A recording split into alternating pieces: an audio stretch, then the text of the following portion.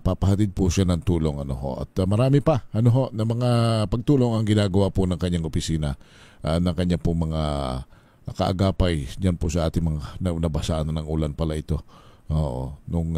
Kasi umuulan, madaanan niya pa, nakawawa siguro doon sa mga may kakayanan baka pwedeng ang i-donate natin, partner, ay saan yan, partner, yung video na yan? Saan area yan? Sa may Cebu area na ito, kasi nadaanan niya na ito So itong mga kababayan natin, nasa kalsada lang sila, dyan lang sila nakatira ngayon, wala silang... Yung iba kasi, ang balita nga natin, partner, tinutuluyan? Nasa kwan lang, nasa mga tent. Okay. Yung mga nasa tent, siyempre, para makahigpo lang, hindi sila mabasa, Pero siyempre pag sa tent, punuan yan, di ba? So medyo masikip din. Yes. So itong ipinapakita natin ay sa San Remigio sa Cebu. Yung mga yan. So tent ang talagang palagay ko yung tent naman sana, partner, na hindi rin mababasa. Kasi may tent na may latag na rin. Oo. Diba? Para hindi mapuputikan. Diba? So, tsaka hindi madaling mapasukan ng tubig pag umulan. Lalo na may mga matatanda, may mga disabled, tulungan po natin yung mga yan. Alright, dumako na tayo sa mga report. Salamat kay Senator Bongo sa inyo pong pag-alalay sa ating mga kababayan. Samantala, dagdag na incentives at permanenteng trabaho para sa mga guro. Pinapanawagan po sa Kamara kaalinsabayan ng pagdiriwang ng National Teachers Day. Milky Regunan, Milky. Dapat matugunan ang krisis sa sektor ng edukasyon sa bansa. Binanggit ni House Deputy Majority Leader PM Vargas ang mga hamon gaya ng kakulangan ng teaching personnel, malawakang job insecurity lalo na sa mga volunteer at demand sa working conditions. Dahil dito, isinusulong ni Vargas sa Kamara na magbigay ng monthly allowances sa mga teacher lalo na sa mga naka-assign sa mga malalayong lugar. Ayon kay Vargas, nasa ilalim ito ng kanyang panukala na Distant Public School Incentives Bill.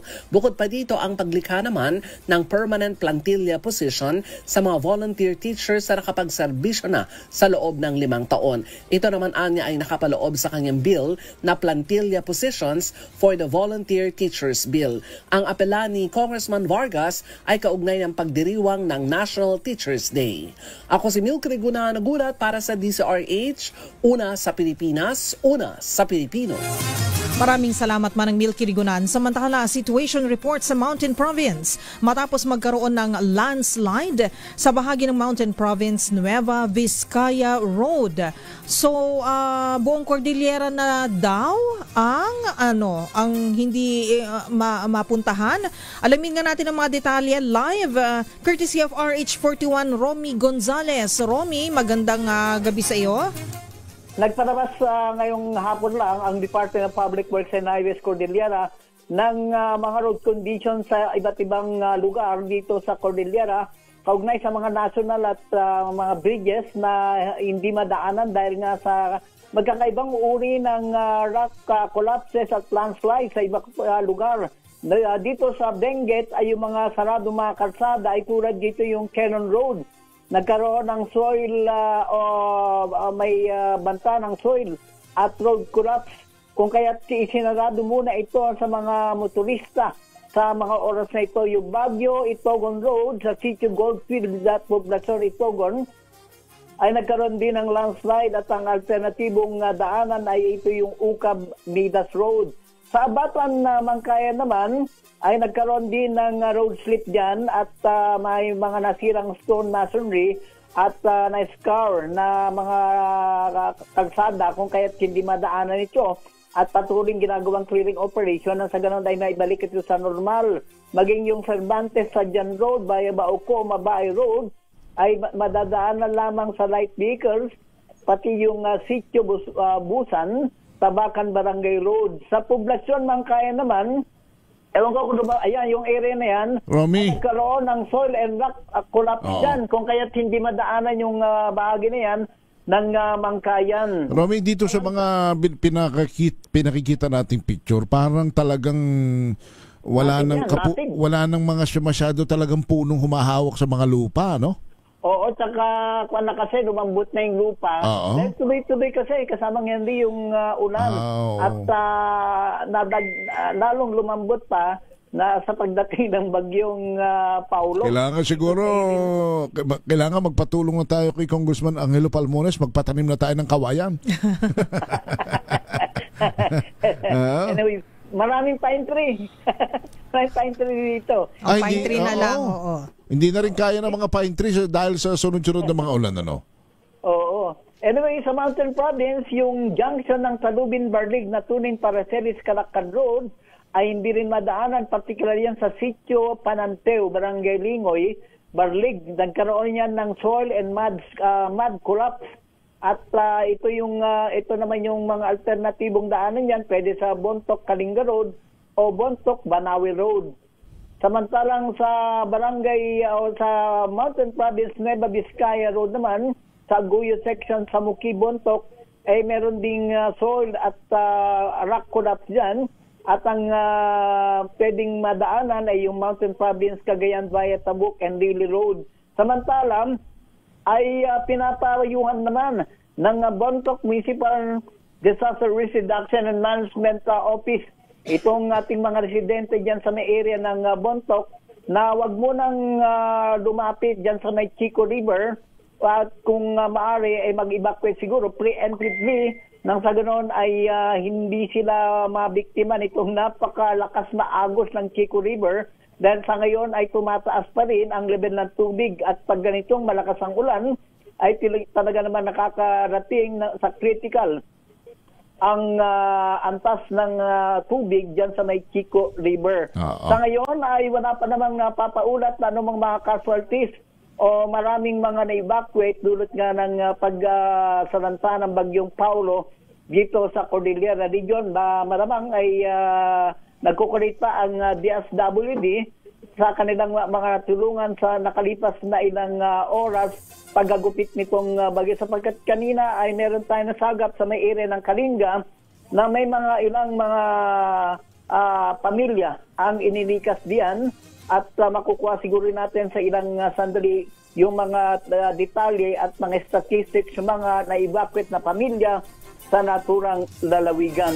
So far, humupa na yung malakas na ulan na nararasan sa Baguio City at umaasa tayo na hanggang sa araw ng bukas ay gaganda na rin itong panahon at halinawa ay wala ring iniwang mga casualties itong bagyong Paulo dito sa buong Cordillera Region. Ito si RH41, Romy Gonzalez para sa DZRH. Una sa Pilipinas, una sa Pilipino. Thank you, Romy. Samantala, yung mga ari-arian daw hong inilagay na sa freeze order. Umabot na sa halos 4 na bilyon ayon sa Anti-Money Laundering Council. Si RH number 29, Boy Gonzalez. Boy! Henry, umabot na sa halos 4 na bilyong piso kabuang halaga ng mga ari-arian nasa ilalim ng freeze order na inilabas ng Anti-Money Laundering Council o AMLAC kaugnay ng irregularidad sa flood control project. Ayon sa AMLAC, inaprubahan ng Court of Appeals sa ika-4 na freeze order upang mapalawak pa ang investigasyon at matukoy ang iba pa mga asset na konektado sa anomalyang ipinaimbestigahan. Saklaw ng pinakabagong freeze order ay 57 bank account, 10 real properties at 9 na sakyan. Sa kabuuan, nasa 1,620 bank account na, 54 na insurance policies, 600 at 63 sasakyan, 40 real properties at 12 e-wallet account ang napasailalim na sa freeze order. Ayon sa AMLAC, ayon kay AMLAC Executive Director, Attorney Matthew David, dayo na nakbang na ito napigilan ang paglaganap ng korupsyon at mapanagot ang mga sangkot sa mga anomalya. Ito si Boy Gonzalez para sa DZRH, una sa Pilipinas, una sa Pilipino. Maraming salamat, Boy Gonzalez. Samantala, lalaking nagbebenta ng hindi lisensyadong baril, arestado sa Muntinlupa City. RH27, Noche Kakas. Ibalita mo yan, Noche. Miss Kay at kaya Henry, bagsak na sa kulungan ng isang lalaking nagbebenta ng illegal na baril sa lungsod ng Muntinlupa. Sa inilunsad na entrapment operation, timbog ang suspect na si alias Christopher 34 anyos. Bumagat sa pain ng pulisya si alias Christopher na nakipagtransaksyon sa bintahan ng baril sa may Buendia Street, Barangay Tunasan sa nabanggit na syudad. Matagal na manong target ang suspect sa gun running activity nito. Isang 45 caliber arms core pistol ang ibinibenta ng suspect na batay sa record ay sangkot noon sa shooting incident sa Barangay Bayanan at isang kasabwat na si alias A Sabanong ay nananatiling at large. Maharap naman ngayon ang suspect sa kasong paglabag sa Republic Act 10591. Samantala, Kuya Henry at Miss Kay, umaambon pa rin ngayon ang ating naranasan dito sa Las Piñas City. Arit sa 27, nagtikakas DZRH, una sa Pilipinas, una sa Pilipino. Thank you. Salamat Noche. Oy, doon ho sa mga nangungulit sa atin, humihingi po ng video. Kasi dito daw pala napanood yung partner kaninang umaga sa programa po ni Tonying at saka ni Jerry na 2x2 yung lumabas na si Senator Risa Ontiveros ay mayroong mahigit na 3 billion budget insertions sa 2025 budget at mayroong mahigit na 750 million flood control funds kung di ako nagkakamali. Ayan naman ho ay ayon na rin doon sa dalawa partner ay inihingan pa ng paliwanag side si Senator Risa Ontiveros kasi lumabas na po yan at mayroon pong mga source ang 2x2 dyan. Yung humihingi po ng video, mayroon akong na-upload doon sa aking page. Baka just in case doon na lang ho ninyo makapakikuha muna. Kasi saka i-like nyo na rin yung page ni Ka Henry. Kasi dito sa istasyon natin kaya dito daw sabi, sir, dyan sa istasyon daw hindi ba nila ma-access? Lumabas yun pwede hubang pahingi kami ng kopya. Bakit pahingi? Itingnan na lang nila sa social media accounts natin. Share diba? nyo na lang siguro. Para may kita ba sa share? Hindi ko alam. Kaya nga sinabi ko i-like. Kukunin I-like nyo na rin sa page ni Ka Henry. I-like nyo na rin yung page niya, di ba? Para ma-monetize. At yun kung magiging paliwanag dyan ng Senador Risa Ontiveros. Salamat po sa inyong lahat. Sumayin nyo ng balansyado. Naku, daming naghihirap, daming nahihirapan. May baha sa Lemery, may baha sa parte pong yan ng Cordillera, Lindol sa Cebu, Baguio sa Masbate, sa Mindoro, dami panalangin natin sana'y manatiling matatag po ang ating mga kababayan sa gitna ng pagsubok na ito. Tulungan natin sila sa abot ng ating makakaya.